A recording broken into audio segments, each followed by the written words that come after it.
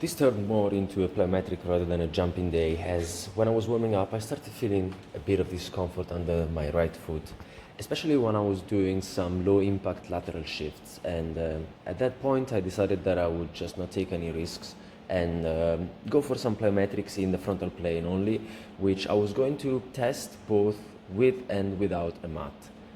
Because I wanted to see if I was feeling any discomfort without a mat, maybe a mat could help out. But I was also using the wrong shoes. I just took the barefoot ones, so that didn't help either. But before I get into any speculation about how many milliseconds using a mat is actually detracting from my performance, I need to note that right off the bat, my body control in the air is quite poor. Especially in the first jump squats that I was doing, I wasn't really able to maintain proper core alignment, and also the way that my arms swing in the air. There is a lot to improve on that alone.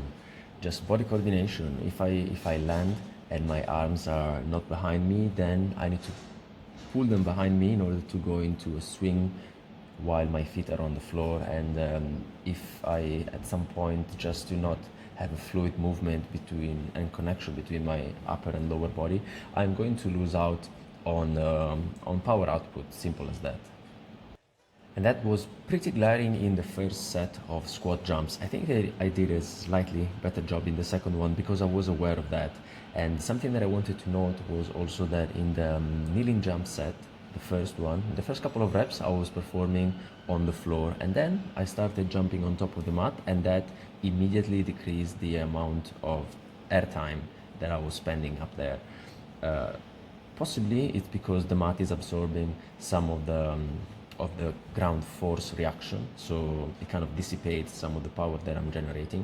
But since I was using that mainly to see whether they could improve the feeling under my foot, I just kept them on for the rest of the session, especially because I wasn't really going to be able to measure air times until I was going to be reviewing the footage.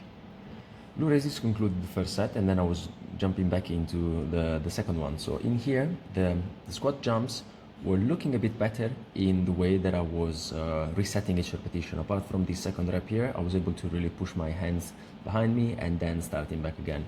The movement is not really oiled up very well yet, and hopefully I will be improving while considering the flaws that are currently part of my technique.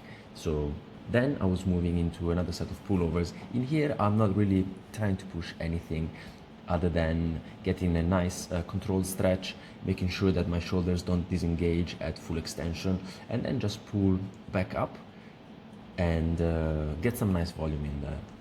This second set of kneeling jumps was a bit all over the place. Numbers that ranged from 57 milliseconds to 63. The second one, I managed to get a good time even though I was jumping off the mat.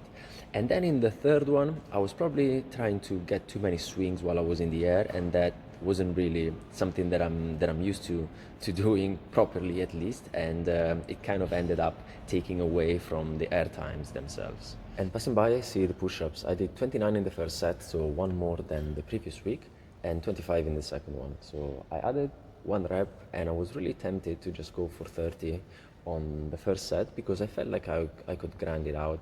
But then I decided to exercise patience instead. The reps are not running anywhere, they're just there for the taking. It just takes some time, and I don't mind just increasing one rep per session, one rep per week on the bodyweight push-ups only. I'm almost at 30 decently clean reps for one set and 25 in the second one, so that's pretty good compared to what I was doing before.